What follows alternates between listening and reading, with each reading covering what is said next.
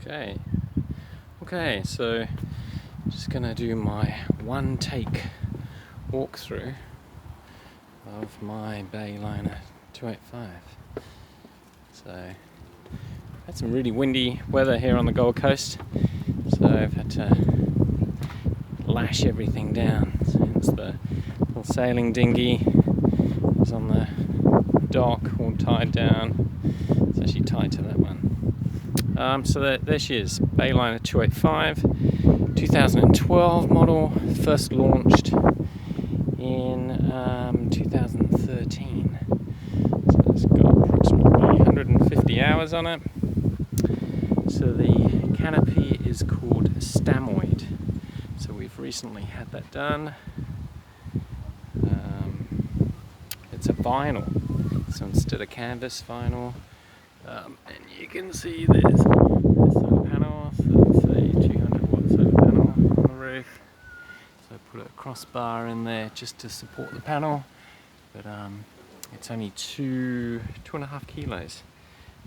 So flexible panel. So we've got a barbecue there and a stainless steel rail, with a stainless steel gas bottle. It's called Sweet Caroline. So got a couple of things in there. So we've got the portable generator, power leads, extra gas bottle just in case.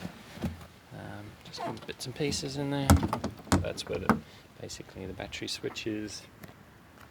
And yeah, we go inside. So about 2 years ago I laid the flooring, so it's basically the cheap foam stuff you buy off eBay, and it is brilliant. So yeah, 2 years ago, and it still looks awesome, so I'm really super happy. So we've got a new table, that's really nice. TV there with a remote, so we just watch DVDs sometimes in the evening. So there's the solar, that's the lead going down into the engine bay, where there's a power converter in there, 3 batteries. So we've got the option of an extra fridge, which is pretty cool. A little sink. So we've got the helm there, so standard helm really. We've got Lawrence, GPS. That's about it. So I've used this little area here to store extra water, and I normally fill that one up as well. So I think the tank is 90 litres, and we carry an extra 30, 55, maybe 60 litres, which keeps us going. So down below, turn the lights on. So everything's pretty standard down here. Got a nice coffee machine, which we can run off our inverter, or we power up the generator for that. So we've got the microwave, the second fridge. So having 2 fridges is awesome.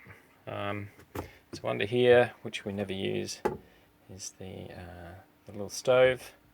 But like I said, we never use it. Oh, let me just get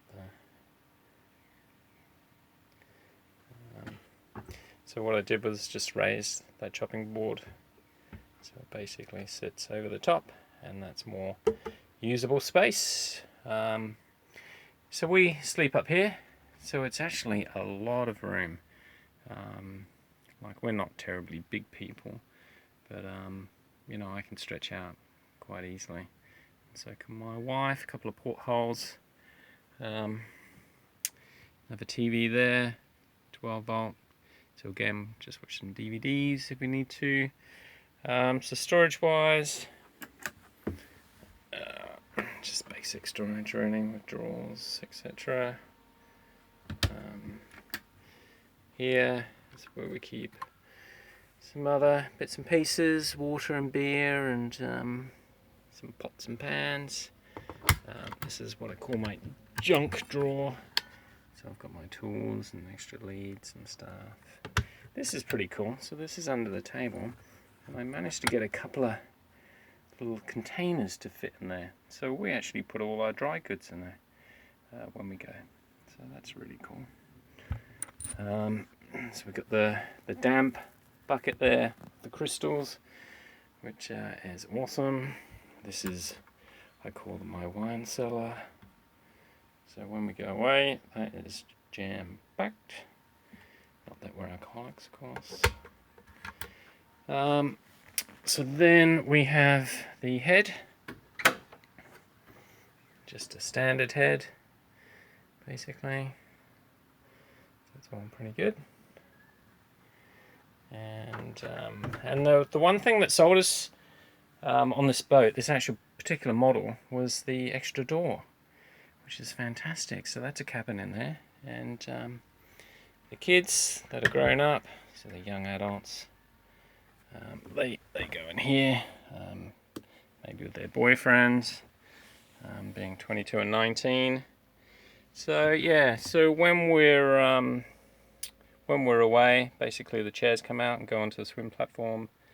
Got a air conditioner there, which runs off the either mains or the generator. Some extra bedding and stuff, but it's actually quite good. And another fan. That's a nice little cupboard, so I keep my sailing jackets in there. Let's just turn that off. Yeah, so we've had it for 3 years, and we've put about 100 hours on it. So not a great deal of usage, but we love it. So what else? I think that's about it, really. So yeah, very nice boat. Anyone looking to buy a Bayliner, the 285 has got the single engine, which makes it a lot more cost effective to run, maintenance, fuel, etc, etc. A friend of mine described having inboard engines as hand grenades, and so basically you're waiting for them to go off. So but if you find a well looked after boat, then everything should be okay. So she sits in a sea pen. So the sea pen is stops it from needing to be anti-fouled and maintained. So obviously the leg isn't in the water, which is a good thing. So the sea pen operates on a hinge there. So all you do is you open that valve, and the air releases from this nozzle, and that whole back section drops down and it floods, and then you just back out and leave it flooded, and then you come back in, and then you put a compressor on here which forces the water out of this back section, and it raises, and then you just turn it off, and then there's another pump here which pumps the water out. So once the water's out, then she is high and dry. Yeah. So we just spent 2 nights on her. So just